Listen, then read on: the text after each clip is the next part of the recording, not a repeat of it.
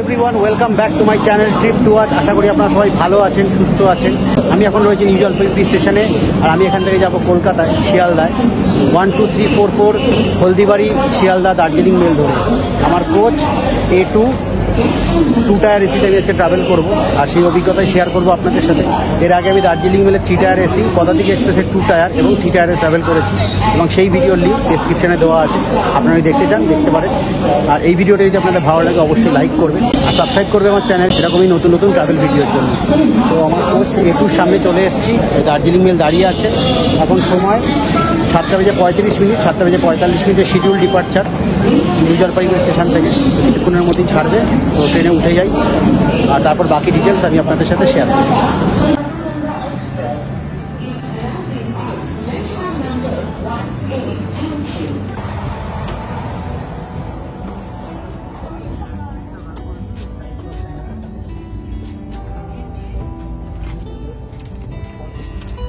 Two tier এসিতে আমার seat number ছিল 15, অর্থাৎ লোয়ার বার্থ।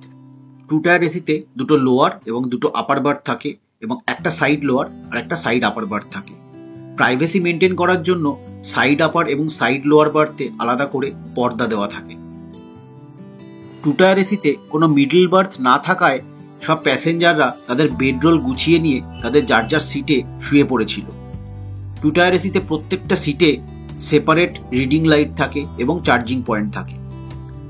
3 টায়ার এসির তুলনায় 2 টায়ার এসির সিট কিছুটা হলেও চওড়া থাকে, যাতে প্যাসেঞ্জারদের বসতে এবং শুতে কোনো রকম অসুবিধা না হয়।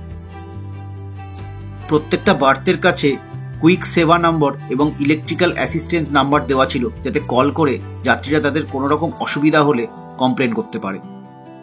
নিউ জলপাইগুড়ি স্টেশন থেকে শিয়ালদার দূরত্ব প্রায় 570 কিলোমিটার, এবং এই দূরত্ব অতিক্রম করতে দার্জিলিং মেলের সময় লাগে প্রায় 9 ঘন্টা। দার্জিলিং মেলের শিডিউল ডিপার্চার টাইম 7:45 হলেও প্রায় 7:20 নাগাদ দার্জিলিং মেল নিউ জলপাইগুড়ি স্টেশনের 3 নম্বর প্ল্যাটফর্মে চলে এসেছিল। ঘড়ির কাঁটায় 7:45 বাজতেই Darjeeling mail New Jalpaiguri station থেকে রওনা দিল এবং এগিয়ে চলল পরের হল্ট কিষানগঞ্জের দিকে। দার্জিলিং মেলের প্রত্যেকটি অ্যাটেন্ডেন্ট অত্যন্ত সক্রিয়ভাবে প্রত্যেক প্যাসেঞ্জারের প্রয়োজনীয় জিনিস তাদের কাছে পৌঁছে দেয় এবং ট্রেনটিকে সময় মতো পরিষ্কার পরিচ্ছন্ন রাখে। নিউ জলপাইগুড়ি স্টেশন থেকে শিয়ালদা পৌঁছানোর মধ্যে দার্জিলিং মেল মোট 4টে স্টেশনে দাঁড়ায়: কিষানগঞ্জ, মালদা টাউন, বোলপুর শান্তিনিকেতন এবং বর্ধমান জংশন। 12344 হলদিবাড়ি শিয়ালদা দার্জিলিং মেলের এন্ট্রান্সে বেশ অনেকটা জায়গা ছিল, এবং এন্ট্রান্সে একটি ওয়াশ বেসিন, একটি বড় মিরর, একটি ডাস্টবিন এবং ফায়ার কন্ট্রোল সিস্টেম লাগানো ছিল। নিউ জলপাইগুড়ি স্টেশন থেকে ট্রেন ছাড়ার আগে রেল পুলিশ এসে প্রত্যেকটি কোচকে ভালোভাবে চেক করে নিয়েছিল, এবং যে সমস্ত মহিলারা একা ট্রাভেল করছেন তাদেরকে মহিলা পুলিশরা আলাদা করে হেল্পলাইন নাম্বার দিয়ে দিয়েছিল এমার্জেন্সি কন্ট্যাক্টের জন্য। নিউ জলপাইগুড়ি স্টেশন থেকে ট্রেন ছাড়ার কিছুক্ষণের মধ্যেই আমার সমস্ত সহযাত্রীরা ঘুমিয়ে পড়েছিল, তবে আমি বসেছিলাম আমার সিটে আর উপভোগ করছিলাম আমার 2 টায়ার এসির ট্রেন জার্নিকে, আর সাথে ভিডিও এডিটিংও করছিলাম। 12344 দার্জিলিং মেলের কিষানগঞ্জের শিডিউল অ্যারাইভাল টাইম ছিল 8:48।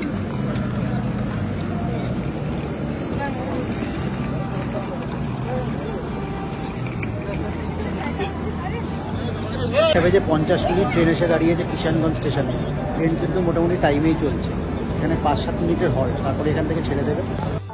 মাত্র মিনিট 5 হল্ট, তারপরে কিষানগঞ্জ স্টেশন থেকে দার্জিলিং মেল রওনা হলো আর এগিয়ে চলল পরের হল্ট মালদা টাউনের উদ্দেশ্যে।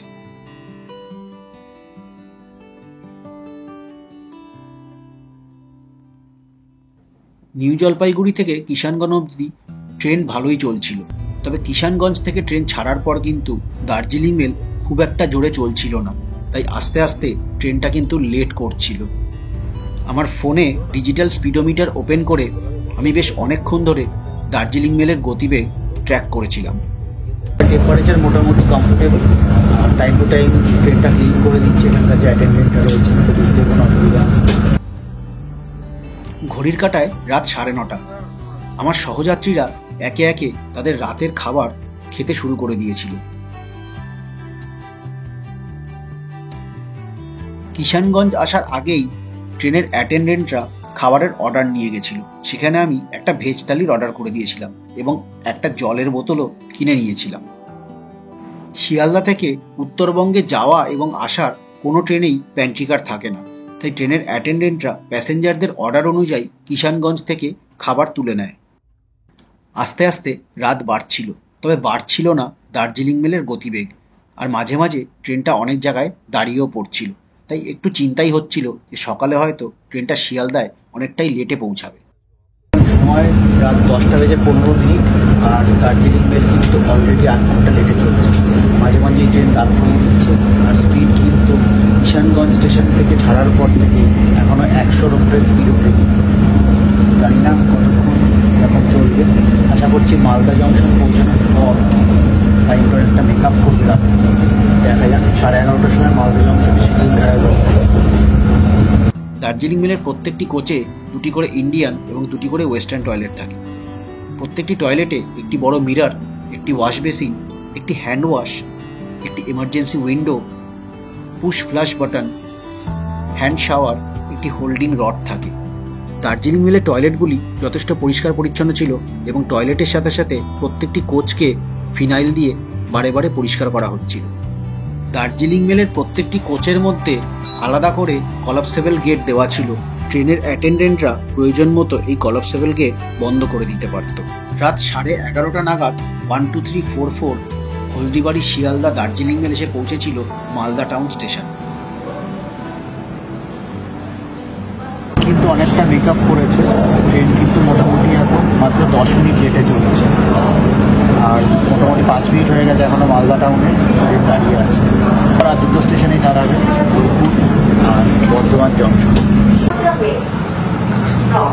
5 মিনিট হল দিয়ে কিন্তু মালদা টাউন থেকে ছেড়ে দিল দার্জিলিং মেল।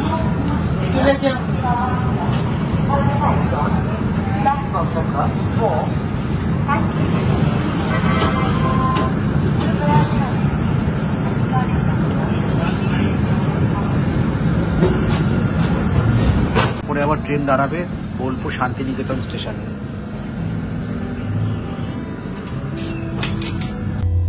রাত 12টার পর ট্রেনের সমস্ত লাইট নিভে গেছিল, তবে আমি আমার সিটে বসে উপভোগ করছিলাম আমার ট্রেন জার্নিকে। রাত 2টো নাগাদ ট্রেন এসে পৌঁছেছিল বোলপুর শান্তিনিকেতন স্টেশনে। এখন সময় রাত 2:05, আর দার্জিলিং মেল এসে পৌঁছেছে বোলপুর শান্তিনিকেতন স্টেশনে, আর ভেতরে সবাই ঘুমাচ্ছে। দেখা যাক কতক্ষণ দাঁড়ায়। বোলপুর শান্তিনিকেতনে কিন্তু পদাতিক এক্সপ্রেসের সাথে লেভেল ক্রসিং হচ্ছে, মানে শিয়ালদা টু নিউ আলিপুরদুয়ার পদাতিক এক্সপ্রেস আসছে, আর থেকে দার্জিলিং মেল যাচ্ছে।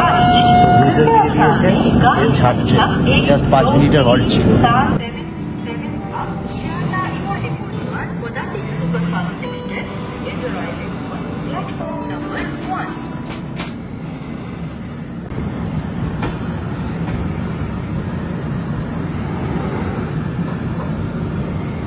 ট্রেনের সার্ভিস কিন্তু এখনও অবধি ভালো, যেটুকু লেট ছিল সেটা কিন্তু মেকআপ করে দিয়েছে, অন টাইম চলছে।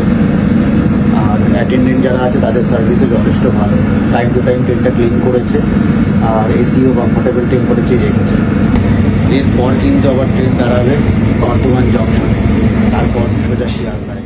বোলপুর শান্তিনিকেতন থেকে ট্রেন ছাড়ার কিছুক্ষণের মধ্যেই পদাতিক এক্সপ্রেসের সাথে লেভেল ক্রসিং হলো দার্জিলিং মেলের। রাত তখন প্রায় 3টে। হঠাৎ করে জানলা দিয়ে চোখে আলো এসে পড়ায় ঘুম ভেঙে গেল। দেখলাম ট্রেন এসে পৌঁছেছে বর্ধমান জংশনে। অবশ্য সেখানেও মাত্র 5 মিনিটের হল্ট দিয়েই ট্রেন এগিয়ে চলল শিয়ালদার দিকে। বর্ধমান জংশন থেকে ট্রেন ছাড়ার পরে আমিও অবশেষে ঘুমিয়ে পড়েছিলাম। সকাল 5:30 নাগাদ ঘুম ভাঙল। বুঝতে পারলাম দার্জিলিং মেল পৌঁছে গেছে শিয়ালদার খুব কাছাকাছি। তবে আমার কোচের সহযাত্রীরা তখন প্রায় সবাই ঘুমাচ্ছে।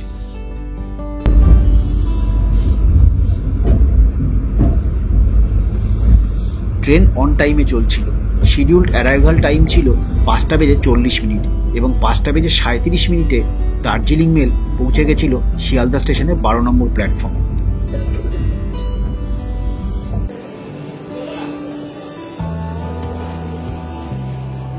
One two three four four Haldibari Sealdah Darjeeling মেলের এসি 2 টায়ারের সমস্ত অভিজ্ঞতা আমি এই ভিডিওয় আপনাদের সাথে শেয়ার করলাম। আশা করছি ভিডিওটা আপনাদের ভালো লেগেছে। যদি ভালো লেগে থাকে ভিডিওটা অবশ্যই লাইক করবেন আর সাবস্ক্রাইব করবেন আমার চ্যানেল। দার্জিলিং মেল ছাড়াও পদাতিক এক্সপ্রেস, কাঞ্চনকন্যা এক্সপ্রেস, বন্দে ভারত এবং শতাব্দী এক্সপ্রেসের ট্রেন রিভিউ আমি এই চ্যানেলে আগেই পাবলিশ করেছি। এই সমস্ত ভিডিওর লিঙ্ক আমি ডেসক্রিপশন বক্সে দিয়ে দিয়েছি, আপনারা চাইলে সেই ভিডিও দেখতে পারেন। আপনাদের সাথে খুব শিগগিরই দেখা হবে একটা নতুন ভ্রমণ কাহিনী নিয়ে, একটা নতুন ভিডিও। ততক্ষণ দেখতে থাকুন ট্রিপ টু ওয়াচ আর সঙ্গে থাকুন।